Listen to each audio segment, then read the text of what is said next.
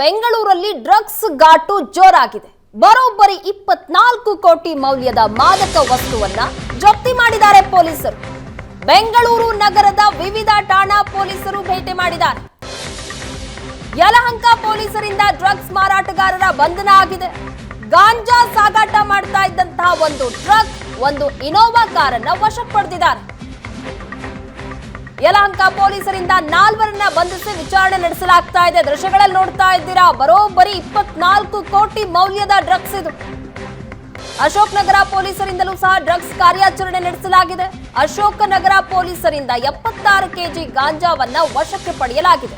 ಇನ್ನ ಬಾಣಸವಾಡಿ ಪೊಲೀಸರಿಂದ 15 ಲಕ್ಷ ಮೌಲ್ಯದ 15 ಕೆಜಿ ಗಾಂಜಾವನ್ನ ವಶಪಡಿಸಿಕೊಳ್ಳಲಾಗಿದೆ. ಅಮೃತಹಳ್ಳಿ ಪೊಲೀಸರಿಂದ 1.5 ಲಕ್ಷ ಮೌಲ್ಯದ 5 ಕೆಜಿ ಗಾಂಜಾ. ನೈಜೀರಿಯನ್ ಮಹಿಳೆ ಇಟ್ಟಿದ್ದಂತಹ ಅಂಗಡಿಯಲ್ಲೂ ಸಹ ಡ್ರಗ್ಸ್ ದಂಧೆ ನಡೀತಾ ಇತ್ತು. ದಿನಸಿ ಪ್ಯಾಕೆಟ್ ನಲ್ಲಿ ಮಹಿಳೆಯಿಂದ ಡ್ರಗ್ಸ್ ಮಾರಾಟ ಆಗ್ತಾ ಇತ್ತು. ಪೊಲೀಸರು ಎಲ್ಲವನ್ನ ಸಹ ವಶಕ್ಕೆ ಪಡೆದಿದ್ದಾರೆ. ಯಲಹಂಕ ಪೊಲೀಸ್ ಠಾಣೆಯಲ್ಲಿ ಈ ಸುಮಾರು 93 ಕೆಜಿಯಷ್ಟು ಗಾಂಜಾ ಸಾಗಾಟ ಮಾಡ್ತಾ ಇರ್ತಕ್ಕಂಥದ್ದು, ಅದು ವಿಶಾಖಪಟ್ಟಣಂ ಆಂಧ್ರ ಪ್ರದೇಶದಿಂದ ಇಲ್ಲಿ ಬೆಂಗಳೂರಿಗೆ ಬಂದಿರತಕ್ಕಂಥದ್ದನ್ನು ಪತ್ತೆ ಹಚ್ಚಿದ್ದಾರೆ. ಅದರಲ್ಲಿ ಒಂದು ಟ್ರಕ್, ಒಂದು ಇನೋವಾ ಕಾರ್ ಮತ್ತು 4 ಮೊಬೈಲ್ ಫೋನ್ಗಳನ್ನು ವಶಪಡಿಸಿಕೊಂಡಿದ್ದಾರೆ. ಒಟ್ಟು ಮೌಲ್ಯ ಸುಮಾರು 74 ಲಕ್ಷ ಆಗಬಹುದು ಎಂದು ಅಂದಾಜಿಸಲಾಗಿದೆ. ಇದರಲ್ಲಿ 4 ವ್ಯಕ್ತಿಗಳನ್ನು ಬಂಧಿಸಲಾಗಿದೆ. ಜೊತೆಗೆ ಸ್ಥಳೀಯವಾಗಿ ಯಾರಿಗೆ ಇವರು ಈ ಮಾದಕ ವಸ್ತುವನ್ನು ಕೊಡಲಿಕ್ಕೆ ಬಂದಿದ್ದರು ಅವರುಗಳು ಪತ್ತೆ ಹಚ್ಚಲಿಕ್ಕೆ ಪೊಲೀಸರು ಪ್ರಯತ್ನವನ್ನು ಮಾಡ್ತಾ ಇದ್ದಾರೆ. ಈ MDMA ಕ್ರಿಸ್ಟಲ್ ಅದರ ಒಂದು ಜಾಲವನ್ನು ಬೆಳೆಸಿದ್ದಾರೆ. ಇದು ಅಂತರ್ದೇಶೀಯ ಜಾಲ ಆಗಿರ್ತಕ್ಕಂಥದ್ದು. ಇದರಲ್ಲಿ ಒಟ್ಟು 12 ಕೆಜಿಯಷ್ಟು ಈ MDMA ಯೆಲ್ಲೋ ಮತ್ತು ವೈಟ್. ಈ ಬಗ್ಗೆ ಹೆಚ್ಚಿನ ಡೀಟೇಲ್ಸ್ ಕೊಡ್ತಾರೆ ನಮ್ಮ ಪ್ರತಿನಿಧಿ ರಮೇಶ್. ಬರೋಬ್ಬರಿ 24 ಕೋಟಿ ಮೌಲ್ಯದ ಡ್ರಗ್ಸ್ ಅನ್ನ ವಶಕ್ಕೆ ಪಡೆದಿದ್ದಾರೆ ಪೊಲೀಸರು. ಯಾವ ರೀತಿಯ ಕಾರ್ಯಾಚರಣೆ ನಡೀತು, ಹೆಚ್ಚಿನ ಡೀಟೇಲ್ಸ್ ಏನ್ ಸಿಕ್ಕಿದೆ?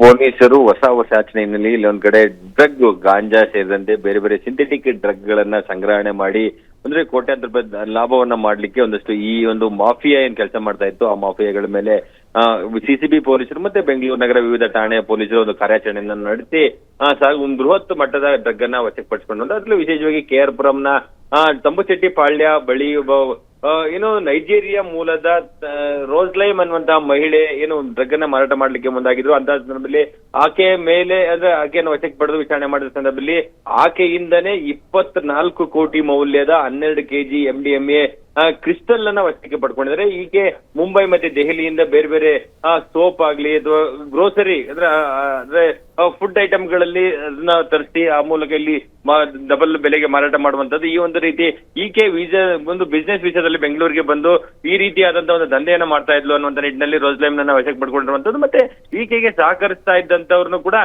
ಏನೋ ವಶಕ್ಕೆ ಪಡ್ಕೊಳ್ಳಿಕ್ಕೆ ಪೊಲೀಸರು ಹುಡುಕಾಟವನ್ನು ನಡೆಸ್ತಾ ಇದ್ದಾರೆ. ಸೊ ಈ ಮಧ್ಯೆ ಅದು ಒಂದ್ ಕಡೆ MDMA ಕ್ರಿಸ್ಟಲ್ ನ ಒಂದು ದೊಡ್ಡ ಕಾರ್ಯಾಚರಣೆ ಆದ್ರೆ, ಮತ್ತೊಂದ್ ಕಡೆ ಬೆಂಗಳೂರು ನಗರ ಪೊಲೀಸರು ಬೇರೆ ಬೇರೆ ಕಡೆಯಿಂದ, ಅದರಲ್ಲಿ ವಿಶೇಷವಾಗಿ ಆಂಧ್ರ ಮತ್ತೆ ಒಡಿಶಾದಿಂದ ಕಡಿಮೆ ಬೆಲೆಗೆ ಗಾಂಜಾವನ್ನ ತರಿಸಿ ಆ ಒಂದು ಗಾಂಜಾವನ್ನ ಇಲ್ಲಿ ಮಾರಾಟ ಮಾಡ್ಲಿಕ್ಕೆ ಮುಂದಾಗಿದ್ದಂತ ಪ್ರಕರಣಗಳನ್ನು ಕೂಡ ದಾಖಲು ಮಾಡಿಕೊಂಡು ಆ ನಿಟ್ಟಿನಲ್ಲಿ ಕಾರ್ಯಾಚರಣೆ ಮಾಡಿರುವಂತದ್ದು. ಅದರಲ್ಲಿ ವಿಶೇಷವಾಗಿ ಯಲಹಂಕ, ಅಮೃತಹಳ್ಳಿ, ಅಶೋಕ್ ನಗರ ಸೇರಿದಂತೆ ಹಲವು ಬಾಣಸವಾಡಿ ಸ್ಟೇಷನ್ ನಲ್ಲಿ ಕೂಡ 1.20 ಲಕ್ಷ ಮೌಲ್ಯದ ಸುಮಾರು 2 ಕ್ವಿಂಟಾಲ್ ಗಾಂಜಾವನ್ನ ವಶಕ್ಕೆ ಪಡೆದು ಅಂದ್ರೆ ತನಿಖೆಯನ್ನ ಮಾಡ್ತಾ ಇರುವಂತದ್ದು. ಈ ರೀತಿಯಾದಂತಹ ಕಾರ್ಯಾಚರಣೆಗಳು ಮುಂದುವರಿಸಿ ಯಾವುದೇ ಕಾರಣಕ್ಕೂ ಹೊಸ ವರ್ಷ ಸಂದರ್ಭದಲ್ಲಿ ಯಾರಿಗೂ ಕೂಡ ಈ ರೀತಿಯಾದ ಡ್ರಗ್ ಆಗ್ಲಿ ಬೇರೆ ಬೇರೆ ವಸ್ತುಗಳು, ಮಾದಕ ವಸ್ತುಗಳು ಸಿಗದೇ ರೀತಿ ಕಾರ್ಯಾಚರಣೆ ಮಾಡ್ತೀವಿ ಅನ್ನುವಂತ ವಿಚಾರವನ್ನ ಬೆಂಗಳೂರು ನಗರ ಪೊಲೀಸ್ ಆಯುಕ್ತ ಬಿ ಜಯನಂದ್ ಅವರು ಹೇಳ್ತಾ ಇರುವಂತದ್ದು. ಥ್ಯಾಂಕ್ ಯು ರಮೇಶ್, ನಿಮ್ಮೆಲ್ಲ ಡೀಟೇಲ್ಸ್ಗಾಗಿ.